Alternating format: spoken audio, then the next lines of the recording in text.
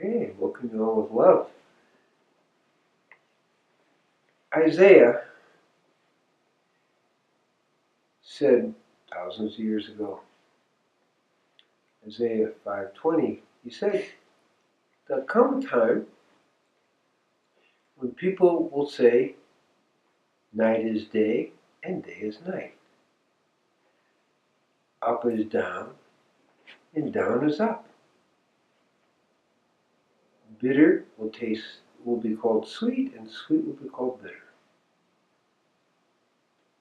A little later in time, 1984,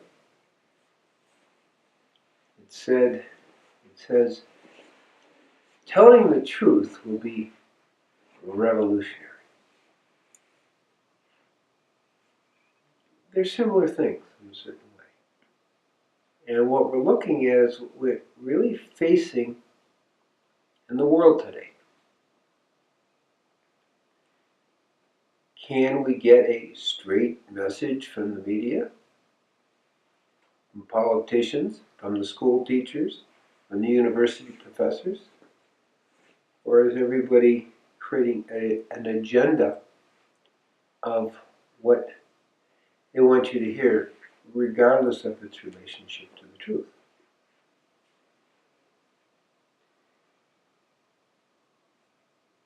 This isn't really meant to be a social commentary. We're really going to go a little bit deeper in understanding it. So what's going on? Why is this happening? That's a deeper and more important question. As we start to go deeper, we start to understand that there has been a shift in the consciousness of the society.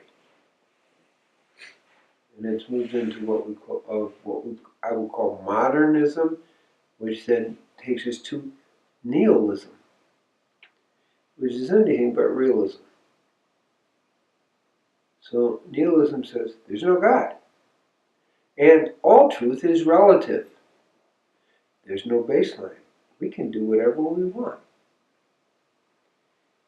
If one begins to understand what that means, those are the code words for the dark energies. The dark energy says, whatever I do is fine. No morals, no ethics, no truth. It's all relative, and so whatever I want to do is fine. Now that's a pretty interesting statement, but that's the way the whole society is going. It's something to be aware of. And I'm not just talking America, we're talking the world here. You can define anything upside down. And I'm going to use the word define because it brings us into the whole concept of what we call PC. People call political correctness. I call it the pollution of consciousness, perversion of consciousness, politicalization of consciousness, anything but consciousness, because it's a form of mind control.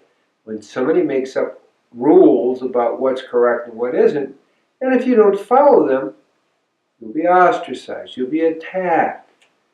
Multiple levels of how that works. It's a form of mind control. Now, why are some people buying it? So we go a little deeper. If you really don't have a foundation in truth, I'm going to call it cosmic truth of the great traditions, whether you're talking about the Torah truth, or the Vedic truth, or the Taoist truth, or the Buddhist truth. Some level, there are some fundamentals there that make society work. Okay? And talk about the 10 speakings, or the Buddhist Eightfold Path, okay, or the Yama and the Yamas. They're all very real things that talk about a more absolute truth. To have an absolute truth, there is a divine authority connected to it. In nihilism, there's no God. There's also no meaning. there's also no direction. So where do we go with that? Is that we don't have any kind of more absolute truth to guide us, to align with. We don't have the will of God to align with. And so we have social chaos.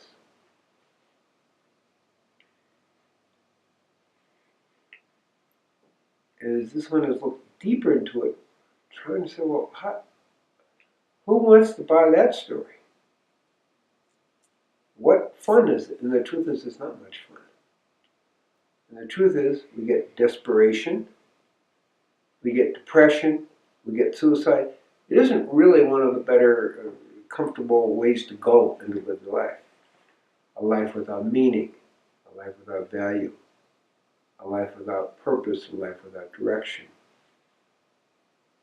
So when you cut the connections to the deeper reality, that's what begins to happen. So another step deeper is, who wants to play that game? If you don't have the internal connection, which is what we're talking about with meditation, the idea of the 6 foundations and the 7-fold peace, which creates a quiet mind that allows you to transcend the mind into the truth, it's really easy to get lost. If you don't have and aren't experiencing the non-causal bliss, the non-causal love, the non-causal joy, the non-causal oneness of that inner truth, well, you don't have much of an anchor. And so it's very, very easy to move into nihilism because you're not really experiencing any level of truth in your life.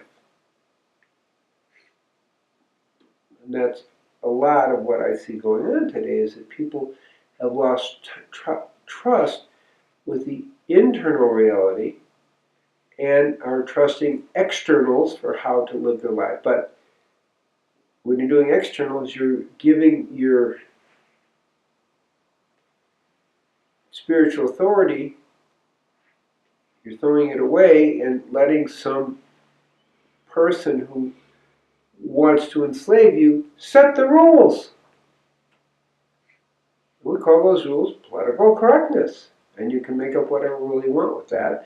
And that may change every month or so. But the point is, you're not in charge anymore. You have given up your right to really be aligned with the inner truth that's aligned with the divine expression, because in the nihilistic, postmodernist world, there is no absolute reality. It's all how you feel about it, which is coming a little bit more from the head. Not, post-truth reality is not necessarily even about feelings. It's about emotional reaction, a little bit different. So we have a very real problem in the world today. Very real, and we see it more in Europe, more in the United States, where people aren't connected to their soul anymore. And if we take it further, people aren't sure there is a soul. So if there's a soul, there's also a God. That's a problem. And that leads to very unpleasant consequences, which is what our society is experiencing today. What's the solution? It's really pretty simple. Return to the self. Return to the truth of who you are. Reconnect to your soul. Reconnect to the cosmic truth. How do we do that? Well, meditate is one of the most powerful ways. Praying is a powerful way. Eating in a way that your mind is clear and you can touch in on the inner truth. Building the prana, expanding consciousness. Service and charity, where you, instead of saying how you can feel real by hurting someone else, which which is a little bit what's going on today, or rioting, or being enraged, which are all external reactions, go inside. Meditate, pray, repeat the name of God, and then you start to contact the truth of what things are about. That's where the power is. That's where the joy is. That's where the fun is. So this is really the answer to Isaiah 5:20, is we don't really have to accept an upside down world where external forces are telling you what's up, what's down, and basically telling you, night is day, day is night, bitter is sweet, sweet is bitter. It's like, we don't have to buy that. When we're in touch with the inner truth. So may everyone feel inspired to go inward to that truth. Your soul is there waiting for you. You have to make that connection. One has to lead a lifestyle that takes you inward to the truth of who you are. May everyone be blessed that we're able to experience that inner truth. Amen. Shalom, shalom, shalom. Om Shanti, Shanti, Shanti. Om Takyas. Okay, any questions? I have one about veterans that grew up in, I know several ones that have come back suicidal, who grew up in very spiritual or religious homes. They go, they come back, and this talk that you just gave is a little, it's hard for them to get back to that soul place. What from the Torah, from Isaiah, whatever, can we teach these kids coming back? It's not teach, because that's intellectual. It's putting them in a situation where they can begin experiencing that truth. When you're out in war, it's very, very difficult. And you have to be focused externally to survive.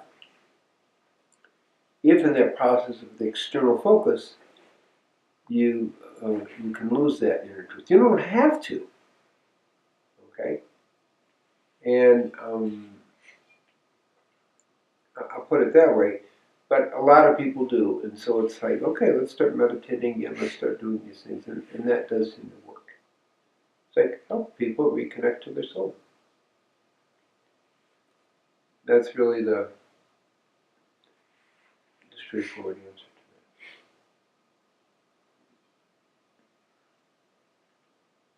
that. Any other questions?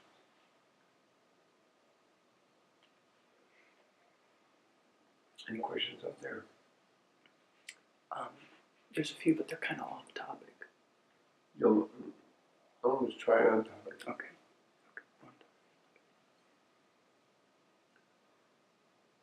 So some people, there's a bunch of questions out there, but they're not on topic. So let's see if we can get on topic questions.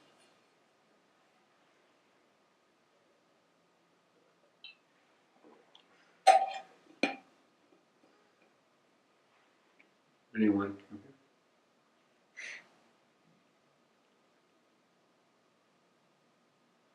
Gabriel, Yes. you said it's not about teaching the truth, it's about putting these young people into experience.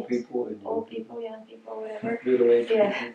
Right. In experiences that will bring the truth. Yes. Can you give an example of Well, one experience? What we just, before we did the talk, we had a meditation. The Shakti Pod, the honey, how the different ways to help people awaken the energy. But just gathering people in a group and meditating activates that tendency. It's simple stuff, actually. And validating that those experiences are there, that people really have a soul, which is, it's teaching, but it's not deep teaching. It's very deep. It's a very deep teaching, but it's not intellectual teaching. If you have a soul, let's find it. Because really, you go to war, it's like, whoa. hard to feel you have a soul. And if we look at both Eastern and Western traditions, Abraham was a great warrior. Moses was a great warrior. Joshua was a great warrior. Spiritual warriors. Krishna was a great warrior. Rama was a great warrior. You know where we're going? So, great, in the different traditions, often it was the kind of a spiritual warrior who was like leading. So war has to, that they're not antithetical is what I'm saying. But one has to engage with that level of consciousness. And because we're not helping people do that, it goes the other way and people lose touch with their soul. And so our job is to help people get in touch with the soul. And it is that simple. And it is, again, not so much intellectual. It's the experience of it.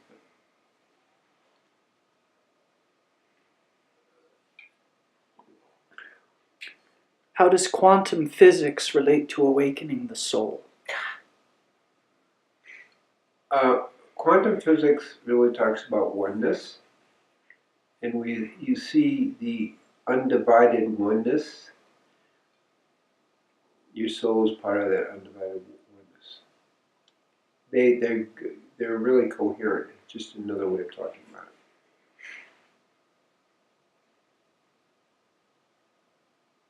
Okay. Any other questions? What recommendations for easy disconnection from outside control? A lot of people do not know how to start. Is trusting inner instincts enough? It's a very good question. I would start by, I'm going to use the word frequency. There's the godly frequency and there's the satanic frequency. And there really are frequencies. 440 is the heavenly frequency, 400 is the satanic frequency. There has been a frequency battle. So when we look out there at TV, it's the 400 frequency.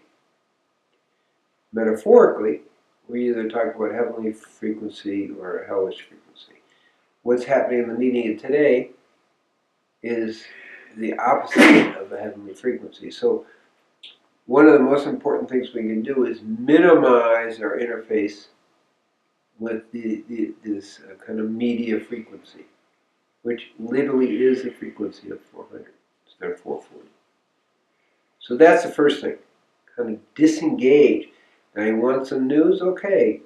Briefly look at the news briefs on some kind of whatever news summaries you can do. That's it. And so it's good to know what's going on in the world, but then the next thing is, okay, let's really disengage. Because that frequency controls your mind. So once you're out of that frequency, then the next step is you're free to tune into the heavenly frequency, which is generally within yourself, or beginning to read books that take you in that way, or hang out with people take you more into the heavenly godly frequency. The more you do that, then the easier it is for you to get in touch with your own soul. But if there's a lot of static, it's really, really hard. So the first thing is remove the static. Clear it, and then you can go inward. Okay, that was a good question. They're all good questions, but that was, it's a very relevant question. How we proceed? And so that's a practical explanation. If one has sold or lost their soul, can they get it back? Yes. It's not that you lose your soul. what it is you lose contact with your soul. So when we live simply like the 6 foundations, 7-fold peace, it would create a way of life that then brings us back in contact with our soul. It never goes away. Okay, it's just what's our contact with it.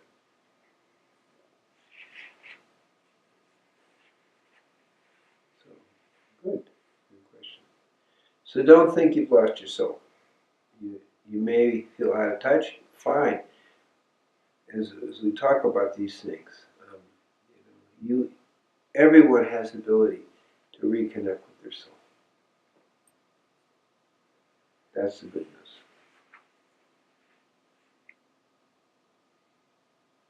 Any other questions? Or in here?